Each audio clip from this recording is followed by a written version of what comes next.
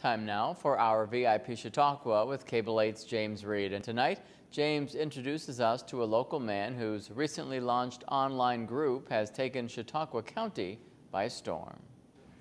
For those of you familiar with the online social networking site Facebook, you won't want to miss the creation of Jamestown native Anthony Ernowine. It's a Facebook group called Retro Jamestown, and it's incredible fun for those who share Anthony's interest in local history.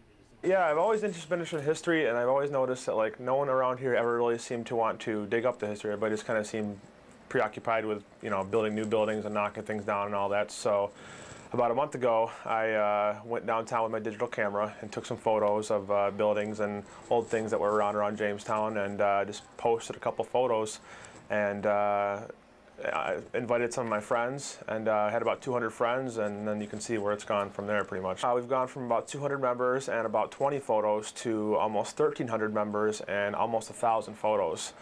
Several links, videos, tons of people reconnecting with other people just through the different photos.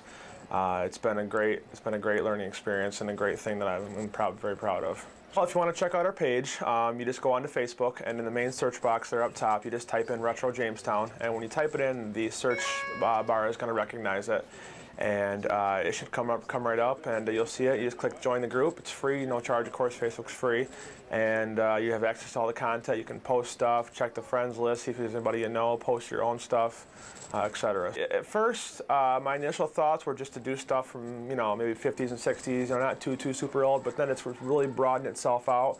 We have everything from current photos to show those people who are no longer living here what Jamestown looks like now, just to get an idea. And we have stuff all the way back to, I believe, the late 1800s, early 1900s. Photos of Brooklyn Square. I have about 30 pages of post-journal ads from the 50s and 60s. It's a real wide range of stuff, some really neat stuff worth checking out. Really brings you back, and a lot of people, like I said, are really connecting with this stuff and really remembering what Jamestown used to be like. Jamestown used to be really the place to be back in the day, so it's pretty cool. Now, you grew up in what era? I guess as a kid you were probably like 90s? Or? Yeah, late 80s, early 90s, so I want to see what things were like before my time, and that's what really started this whole thing. When I saw the Winter Guard being torn down, I think that's what really triggered me to start looking around and trying to either save some stuff or at least document it so the future generations can find out what Jamestown is like, and what will be.